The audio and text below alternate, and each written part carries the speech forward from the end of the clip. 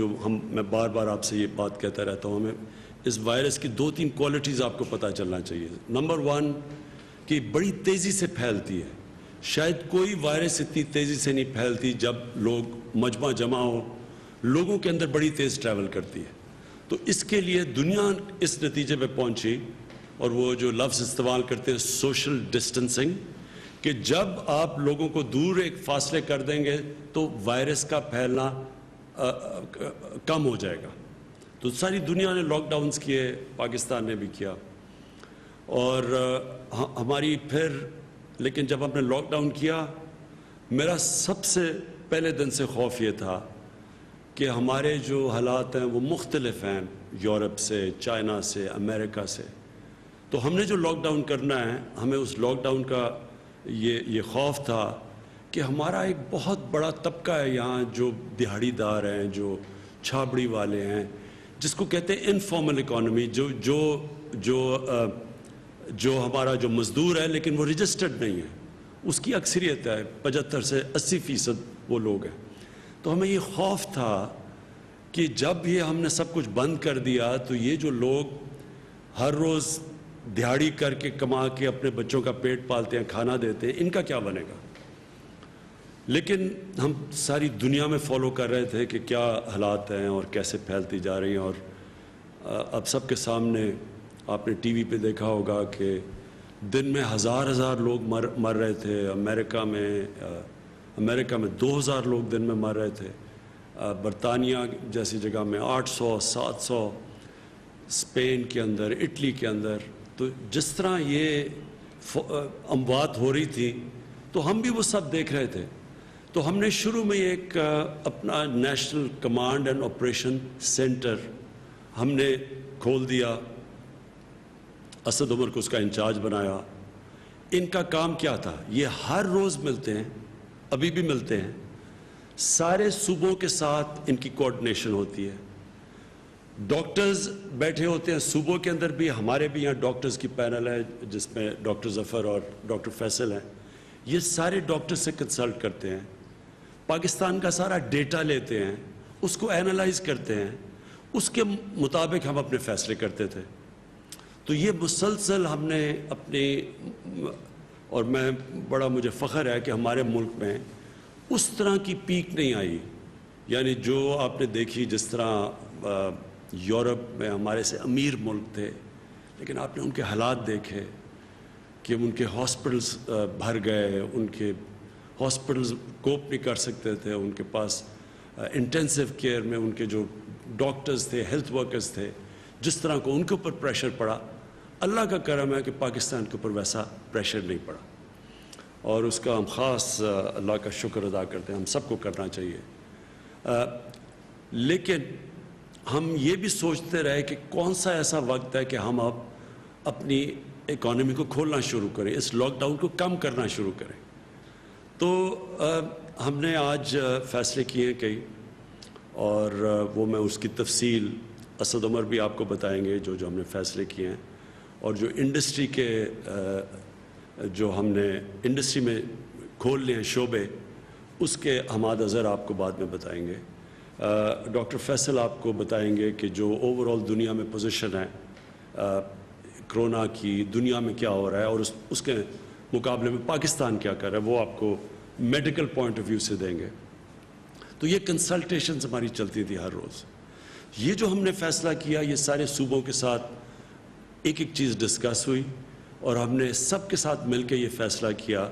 کہ اب ہم یہ کئی چیزیں ہیں جس کی تفصیل ابھی آپ کو بتائیں گے کہ ہم اپنے آسانیاں پیدا کرنی ہیں. کنسٹرکشن ہم نے پہلے کھول دیا تھا, لیکن کنسٹرکشن کی جو باقی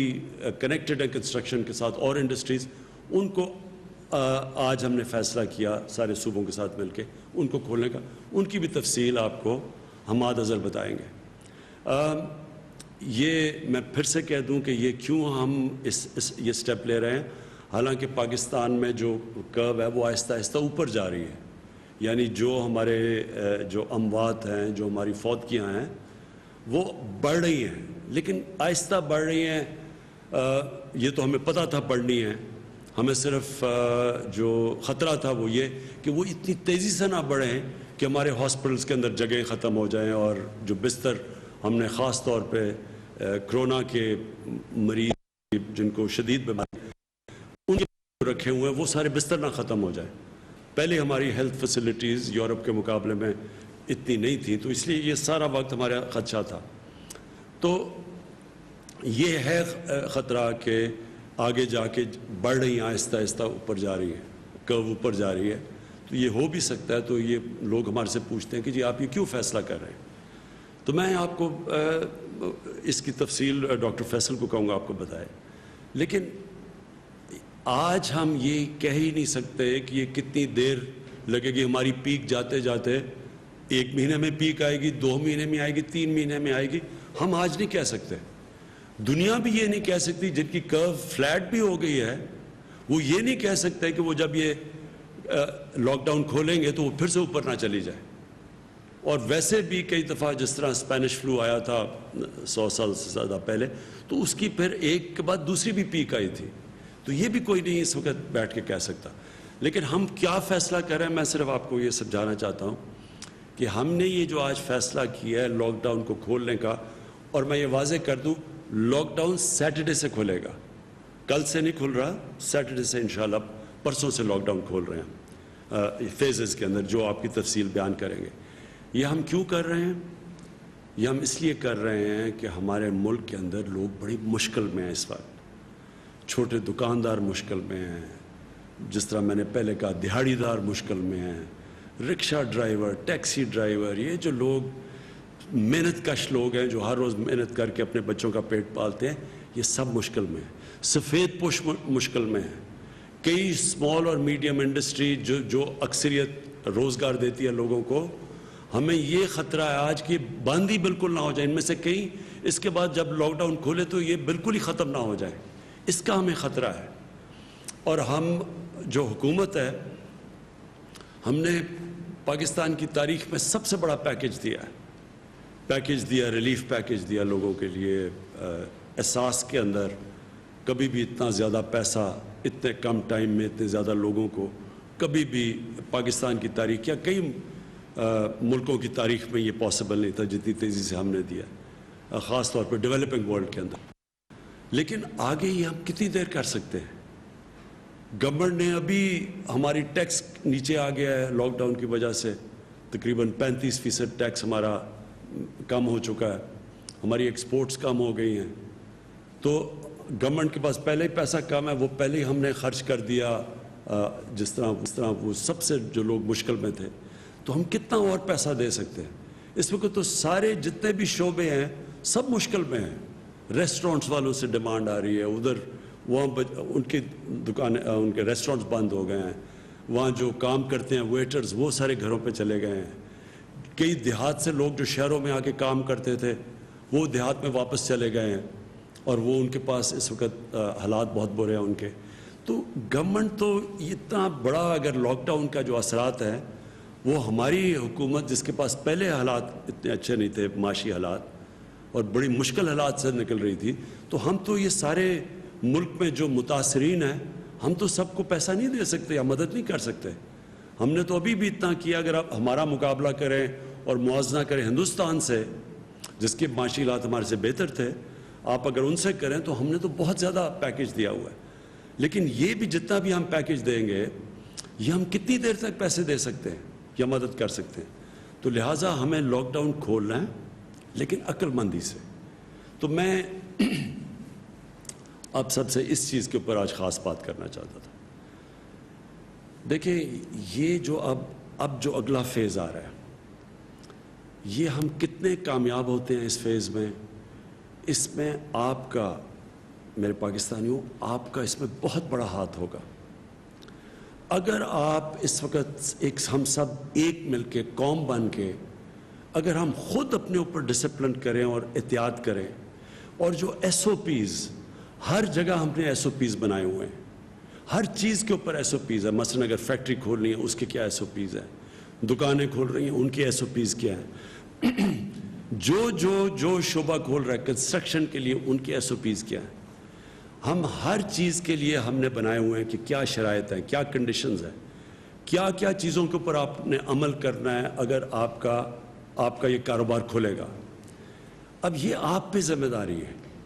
ہم یہ نہیں آپ سمجھ سکتے کہ ہماری پولیس جا کے چھاپے مارے, لوگوں کے پاس جائے. یہ ایک آزاد اور ذمہ دار معاشرے کے اندر ایسا نہیں ہوتا.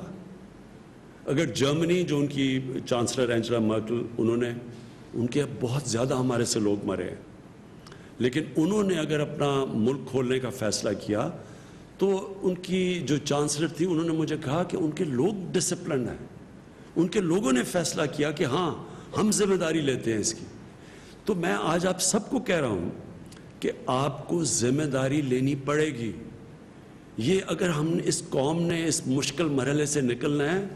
تو یہ ہم ڈنڈے کے زور سے, حکومت آپ کو نہیں کہے گی کہ آپ یہ نہ کریں, آپ تراویح میں اگر آپ مسجد میں جا رہے ہیں تو آپ نے اپنے فاصلے نہیں رکھے. گورنمنٹ یہ نہیں جا کے کہے گی فیکٹریوں میں, آپ کتنی فیکٹریوں میں جائے گی, کیا کیا کام کر سکتی ہے پولیس, اور پھر پکڑ کے کیا ہم جیلوں میں لوگوں کو ڈالیں گے, اور جیلوں کے اندر کیا ادھر پہ ان کے پھر ہم ٹیسٹ کریں گے کہ جی یہ جو اندر جیلوں میں لگ گیا. یعنی یہ کوئی بھی گورنمنٹ نہیں کر سکتی. یہ میں پہلے دن سے کہہ رہا ہوں, میں آج آپ کو پھر کہہ رہا ہوں, اگر ہم نے اس مشکل وقت سے نکلنا ہے, آپ سب نے گورنمنٹ کے ساتھ مل کے کام کرنا پڑے گا. جو ہم نے والنٹیئر فورس, یہ جو ٹائیگر فورس ہے, میں نے ان سب کو کہا ہے کہ آپ کا کام ہے کہ آپ ذمہ دار شہری لوگوں کے پاس جا کے بتائیں کہ آپ کو عمل کرنا پڑے گا ان چیزوں کے اوپر. یہ آپ کے بھلے کے لیے ہے, یہ کوئی گورنمنٹ کے لیے نہیں ہے, یہ آپ کے لیے ہے. اور خاص طور پہ وہ جو عام لوگ جو کہ سب سے زیادہ متاثر ہیں, اس سے آپ کے اوپر زیادہ ذمہ داری ہے. کیونکہ اگر خدا نہ خواستہ اگر یہ پھر سے ایک تیزی سے اگر اوپر سپائک آ گئی, مطلب کہ ایک دم کیسز بڑھ گئے اور لوگوں نے احتیاط نہ کی, تو ہمیں تو پھر سے بند کرنا پڑے گا. اس کا سب سے بڑا نقصان عام لوگوں کے اوپر ہوگا, غریب لوگوں کے اوپر ہوگا. تو اس لیے میں آج آپ سب سے آج اپیل کرتا ہوں کہ یہ وقت آ گیا, ہم سب ایک ذمہ دار شہری بن کے اس جو کرونا وائرس کا یہ جو ہم اس کے جو اثرات ہیں, اس کے جو لاک ڈاؤن کے اثرات ہیں, ان سے بچنے کے لیے ہم سب مل کے جو ایس او پیز پھر سے میں کہتا ہوں, مطلب یہ کہ جو کنڈیشنز جو ساری دنیا اب کھول رہی ہے تو وہ سارے شرائط رکھ رہے ہیں کہ جو بھی نکلے گا اس کو یہ ان چیزوں کے اوپر عمل کرنا پڑے گا. تو میں سب سے آپ سے امید لگاتا ہوں کہ آپ ہمارے ساتھ ایک قوم بن کے ہم اب اگلے فیز میں جائیں گے. میں جو آج جس چیز کے اوپر ہمارا ابھی تک پوری طرح اتفاق نہیں ہے وہ ہے پبلک ٹرانسپورٹ. میرا خیال ہے کہ اس کو کھلنا چاہیے, کیونکہ پبلک ٹرانسپورٹ ایک ایسی چیز ہے جو کہ ایک عام آدمی استعمال کرتا ہے. پیسے والے لوگ تو ابھی بھی اپنی گاڑیوں میں چل رہے ہیں, اور مجھے پتہ ہے کہ جو غریب لوگ مشکل میں ہیں وہ اگر ان کو کہیں جانا ہے, اور زیادہ تر وہ تو روزگار کے لیے جاتے ہیں, تو وہ پھر بڑا پیسہ خرچ کر رہے ہیں, وہ لوگ جمع کر کے پیسہ ان کے اوپر اور بوجھ پڑ رہا ہے. تو میں یہ سمجھتا ہوں کہ پبلک ٹرانسپورٹ ہمیں اس لیے کھولنی چاہیے کہ یہ ایک عام آدمی کو فائدہ کرے گی, ایک غریب آدمی کو فائدہ کرے گی جو کہ کوئی روزگار ڈھونڈنے کے لیے جا رہا ہو. کیونکہ آج کل کوئی سیر اور تفریح کے لیے تو لوگ نہیں جا رہے, لوگ مجبوریوں میں جاتے ہیں. تو ان کے لیے میرا خیال تھا کہ ایس او پیز کے ساتھ پبلک ٹرانسپورٹ کھولیں. سپریم کورٹ کے بھی ان کی بھی یہی رائے تھی کہ پبلک ٹرانسپورٹ کو کھولنا چاہیے, ریلوے کو خاص طور پہ, کیونکہ ریلوے خاص طور پہ ایک عام آدمی کا سفر کرنے کا ذریعہ ہوتا ہے. لیکن کیونکہ ابھی صوبوں کو خدشات ہیں اور ہم کوئی فیصلے نہیں کرنا چاہتے جب تک سارے صوبے خود آن بورڈ نہ آئیں. ہم نے سارے صوبوں کو کہا کہ وہ خود ایس او پیز ڈیولپ کریں, اور دنیا کو دیکھیں کہ دنیا کے اندر اب جہاں بہت برے حالات ہیں, ہمارے سے جس طرح میں نے کہا جدھر 30 ہزار لوگ مر چکے ہیں, ادھر بھی پبلک ٹرانسپورٹ چل رہی ہے, لیکن وہ ایس او پیز کے ساتھ چل رہی ہے. تو ہم اپنی یہ جو ہمارا NCOC ہے اس کے اندر میں نے ان کو اسد عمر کو کہا ہوا ہے کہ سارے صوبوں سے کنسلٹیشن رکھیں, ہر روز اس کے اوپر بات کریں اور کوشش کریں کہ ہم اپنے عام لوگوں کی زندگی آسان کریں پبلک ٹرانسپورٹ کو چلا کے, لیکن ایس او پیز کے ساتھ. دوسرا آخر میں جو مسئلہ وہ بھی بنا ہوا ہے, ہمارے جو باہر تقریباً 1.25 لاکھ پاکستانی اس وقت باہر پھنسے ہوئے ہیں, اور میں آپ کو بتا دوں کہ ہمیں مسئلہ کدھر آ رہا ہے، لیکن تفصیل میں کہوں گا معید یوسف وہ آپ کو تفصیل میں بتا دیں گے مسئلہ کدھر آ رہا ہے۔ وہ جب پاکستان آتے ہیں تو ان کو ہمیں ٹیسٹ کرنا پڑتا ہے، جب ہم ٹیسٹ کرتے ہیں اور وہاں پھر کوارنٹین میں رکھنا پڑتا ہے۔ کوارنٹین میں ہمارے پاس فیسلٹیز نہیں اتنی زیادہ، کوارنٹین بھری ہوئی ہے وہاں، اور ادھر اور مشکلات ہیں، لوگ گھروں کو جانا چاہتے ہیں، وہ کوارنٹین میں بند ہوتے ہیں۔ اس کے اوپر ہم بھی کوشش کر رہے ہیں کہ صوبوں سے بات کریں کہ سیلف کوارنٹین کریں، یعنی جو زیادہ تر دنیا کے اندر سیلف کوارنٹین ہوتی ہے، جن کا پازیٹیو بھی ٹیسٹ آ جائے تو وہ بھی گھر میں جا کے اپنے گھر میں جا کے کوارنٹین کریں۔ اس کا ایک صوبوں کی طرف سے ایک خدشہ یہ ہے کہ اگر گھر میں زیادہ لوگ ہیں اور وہ ہم ان کو گھر بھیج دیتے ہیں اور وہ باقی لوگوں کو بھی انفیکٹ کر دیں گے تو، اور وہاں اگر ان کے بوڑھے ماں باپ ہیں یا ان کے اور بھی بوڑھے لوگ ہیں یا بیمار لوگ ہیں تو ان کی جانوں خطروں میں آ جائے گی۔ تو اس کے لیے میں صرف یہ کہنا چاہتا ہوں کہ ہمیں اس وقت اپنے سب لوگوں کو آگاہ کر رہے ہیں کہ اگر ہم نے باہر سے پاکستانی لے کے آنے ہیں تو ہمیں سیلف کوارنٹین پہ جانا پڑے گا، کیونکہ یہاں کوارنٹین کی فیسلٹیز کبھی بھی ہمارے پاس اتنے نہیں ہوں گی کہ اتنے زیادہ لوگوں کو ہم لے کے آئیں اور پھر کوارنٹین کریں۔ تو بہتر تو یہ ہو کہ وہ سیلف کوارنٹین کریں، خود گھروں میں جائیں، اور پھر ان کو ہم ذمہ دار ٹھہرائیں کہ اگر آپ اپنے گھروں میں جا کے اور آپ کو پتہ ہے آپ کا پازیٹیو ہو گیا ہے کرونا کا ٹیسٹ، اور آپ پھر ان لوگوں کے پاس جاتے ہیں جو کہ بیمار ہیں یا بزرگ ہیں، تو آپ کی یہ پھر ذمہ داری ہوگی اگر ان کی جان خطرے میں چلی جائے۔ اور میں سمجھتا ہوں کہ ہمارا ایک بڑا، ہماری ملک کی ایک بہت بڑی چیز ہمارا فیملی سسٹم ہے۔ ہم سب فیملی سسٹم کا مطلب ساری فیملی ذمہ داری لیتی ہے۔ تو ہمارا تو جو اصل تباہی مچی ہے مغرب کے اندر وہ ان کے وہ اولڈ پیپلز ہوم میں مچی ہے، وہ اپنے بوڑھوں کو گھروں میں ٹھہرا دیتے ہیں جا کے، وہ ایک ایسی ان کے ہومز ہوتے ہیں جدھر ٹھہرا دیتے ہیں۔ تو ادھر جب کرونا جاتی تھی تو بڑی تیزی سے پھر بہت زیادہ فوتگیاں ادھر ہوئی ہیں۔ تو ہمارا کیونکہ فیملی سسٹم ہے ایک قسم کا، یہ ہمارے لیے ایک طاقت بھی ہے ہماری، کیونکہ ہم ذمہ داری لیتے ہیں اپنے بزرگوں کی، لیکن دوسری طرف یہ ایک خطرہ ہے کہ جو لوگ نوجوان جن کو اگر ٹیسٹ پازیٹیو بھی ہو جائے ان کو تو کوئی فرق نہیں پڑے گا، لیکن خطرہ یہ ہے کہ ان کی وجہ سے ان کے بزرگوں کو اور بیماروں کو ان کی جان خطرے میں جا سکتی ہے اگر وہ ذمہ دار نہ ہوں۔ میں اب چاہوں گا کہ میں اسد عمر آپ سے آنے سے پہلے میں چاہوں گا کہ ڈاکٹر فیصل آپ پلیز سب کو بتائیں، کیونکہ مجھے پتہ ہے کہ پاکستان میں کئی لوگ بڑے گھبرائے ہوئے ہیں کہ جی ایک دم یہ جو لاک ڈاؤن کم کر رہے ہیں تو یہ پھیل نہ جائے۔ تو آپ نے سارا دنیا کا جو تجربہ آپ کے پاس ہے اور آپ جو فالو کر رہے ہیں دنیا کی ٹرینڈز، تو پلیز آپ ذرا لوگوں کو آگاہ کریں اس چیز سے۔ شکریہ۔ میں کوشش کروں گا کہ تھوڑا سا پہلے عالمی سطح کا ایک پکچر بتائی جائے۔ جیسے اکثر لوگوں کو معلوم ہے کہ اس وقت اس وبا کی صورتحال یہ ہے کہ دنیا بھر میں تقریباً ہر ملک میں یہ پھیلی ہوئی ہے، اور لیکن اس کا جو انداز اور طریقہ کار رہا ہے پھیلنے کا وہ ہر جگہ کچھ فرق رہا ہے۔ کچھ ممالک میں یہ بطور آگ پھیلی ہے اور اس زور سے پھیلی ہے کہ ہزاروں لوگوں کی اموات ہوئیں، بلکہ ایک ایک دن میں ہزاروں لوگوں کی موت واقع ہوئی۔ اس کے برعکس دیگر کچھ اور ایسے ممالک ہیں جہاں اس وبا کی پھیلاؤ میں وہ تیزی یا اتنے نمبرز نہیں تھے۔ اب اس ساری چیز کو اگر میں مثال کے طور پہ آپ کو دوں تو امریکہ میں مثال کے طور پہ اب تک جو اس بیماری کے ذریعے اموات ہو چکی ہیں وہ اس سے زیادہ ہیں جو اس ملک کے شہری مارے گئے ویتنام کی جنگ میں کئی سالوں کے عرصے میں۔ تو اس کا امپیکٹ ایک ملک میں ایک طرح سے ہے اور دوسرے ممالک میں کچھ فرق ہے۔ اب بہت ضروری ہے کہ اس کو ہم پاکستان کے کانٹیکسٹ میں اور اپنے نیشنل نمبرز کو دیکھ کے کچھ فیصلے کریں اور ان کے ذریعے کچھ نتائج جو ہیں اخذ کریں۔ اس میں کوئی شک نہیں کہ پاکستان کے اندر بھی جو ٹیسٹ پازیٹیو آ رہے ہیں ان میں ہر روز اضافہ ہو رہا ہے۔ کچھ تو وجہ یہ ہے کہ ہماری ٹیسٹنگ کیپیبلٹی بڑی ہے، ہمارے ٹیسٹ بڑے ہیں۔ مثال کے طور پہ اب ہم 10,000 سے زیادہ ہم نے ٹیسٹ کیے ہیں گزشتہ 24 گھنٹے میں، لیکن اس میں کوئی شک نہیں کہ جو ان میں پازیٹیو کی شرح ہے اور جو ٹوٹل تعداد ہے اس میں ضرور اضافہ ہوا ہے۔ لیکن اور اس کے ساتھ ساتھ ایک اور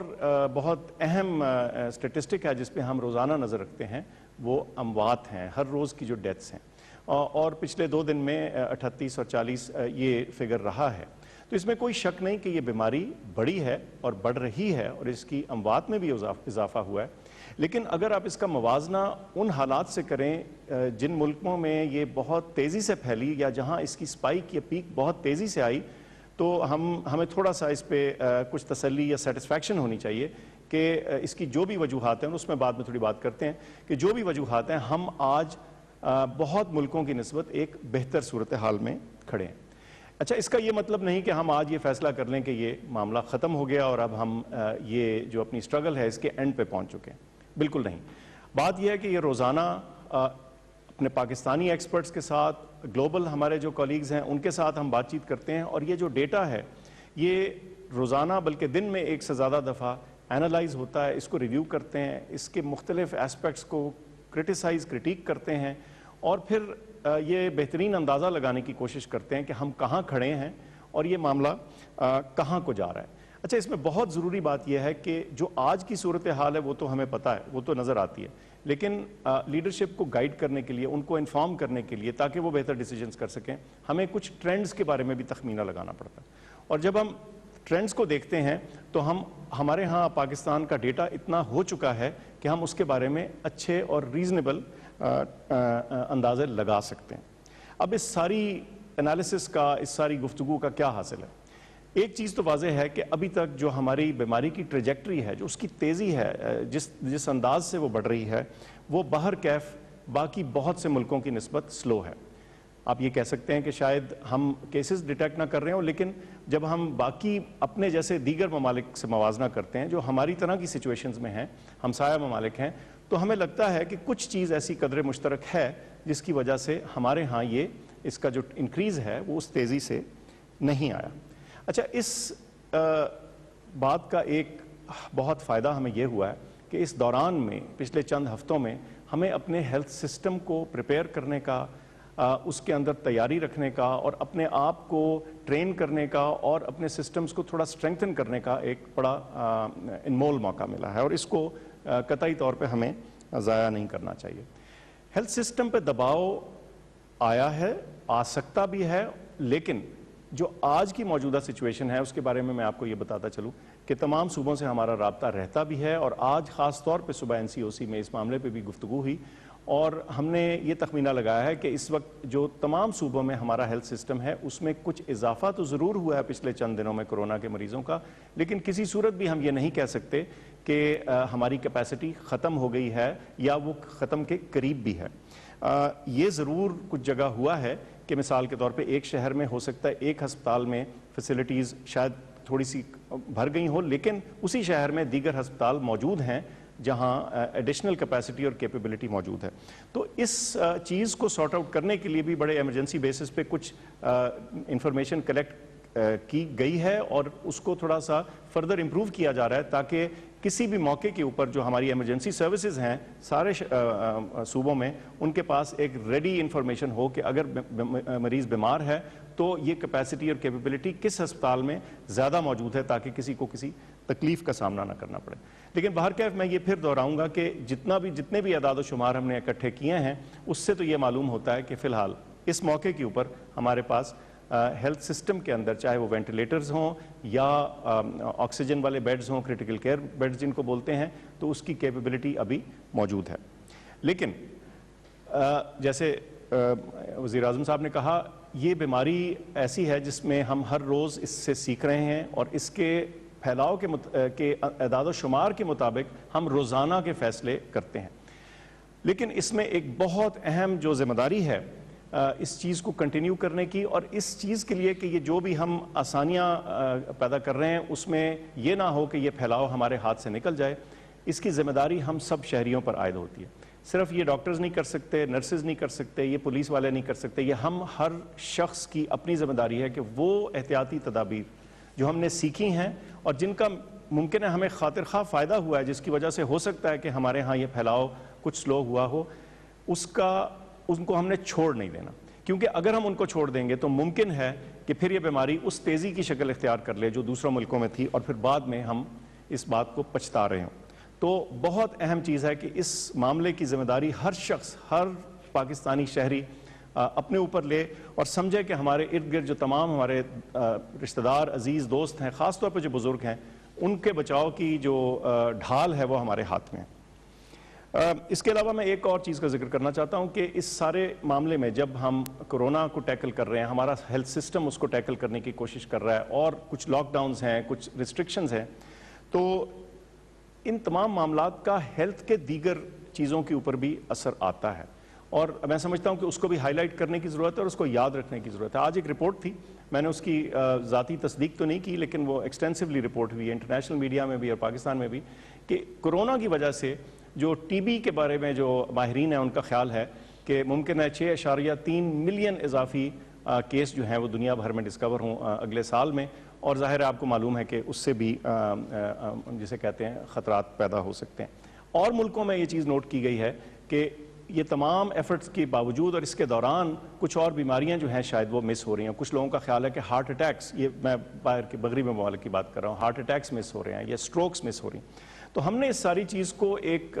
گلوبل اور یونیورسل تناظر میں دیکھنا ہے۔ خطرہ بالکل ہے، آنے والے دنوں میں بڑھ بھی سکتا ہے، اور اس خطرے کو کم کرنا اور روکنے کی جو سب سے اہم چابی ہے، جو کڑی ہے، وہ ہمارے ہاتھ میں ہے، ہم تمام شہریوں کے ہاتھ میں ہے۔ بہت شکریہ۔ شکریہ ڈاکٹر فیصل۔ میں اسد آپ سے چاہوں گا کہ جو بھی اب تک فیصلے ہوئے ہیں، کیونکہ ہمارے کافی فیصلے ہوئے ہیں جو کہ سب اب صوبے متفق ہیں ان کے اوپر، تو میں چاہوں گا کہ اسد آپ پلیز آپ بتائیں۔ شکریہ وزیر اعظم صاحب۔ میں جی جو فیصلے ہوئے ہیں، کیا فیصلہ ہوا ہے اور وہ کس طریقے سے ہم اس فیصلے پہ پہنچے اس کو کرتا ہوں۔ میں صرف ایک بات جو کہ بار بار پوچھی جاتی ہے، میں اس کا ذکر ضرور کرنا چاہتا تھا، اور وہ یہ جو لوگ کہتے ہیں کہ بحث ہے کہ جی انسانی جان زیادہ ضروری ہے یا معیشت زیادہ ضروری ہے، تو میں لوگوں کو واضح کرنا چاہتا ہوں کہ جتنے بھی فیصلے وزیر اعظم کر رہے ہیں، حکومت کر رہی ہے، اس کا صرف اور صرف ایک ہی مقصد ہے، اور وہ یہ ہے کہ انسانوں کی زندگی پہ کیا اثر پڑتا ہے۔ یہاں پر کوئی فیصلہ اس لیے نہیں کیا جا رہا کہ کوئی ایسے اعداد و شمار جو صرف کسی کتاب کی زینت بنتے ہوں یا کوئی ٹی وی پروگرام میں آپ کو نظر آتے ہوں، اس پہ کیا اثر پڑے گا، لیکن انسان کی زندگی پہ کیا اثر پڑ رہا ہے۔ میں یہ پہلے بھی بول چکا ہوں کہ آپ کی، اگر آپ ایک غریب طبقے سے تعلق رکھتے ہیں، آپ سفید پوش ہیں، آپ متوسط طبقے سے تعلق رکھتے ہیں، اور آپ کی آمدنی ختم ہو گئی، تو اس کے نتیجے میں اگر آپ ایک اپنی بیٹی کی شادی کے لیے، جہیز کے لیے پیسے جمع کر رہے تھے اور آج آپ کو بھوک سے بچنے کے لیے وہ پیسے استعمال کرنے پڑ گئے، تو یہ بہت بڑا ایک انسانی صدمہ ہے۔ اسی طریقے سے اگر آپ کی پیسے ختم ہو گئے اور آپ جمع کر رہے تھے کہ آپ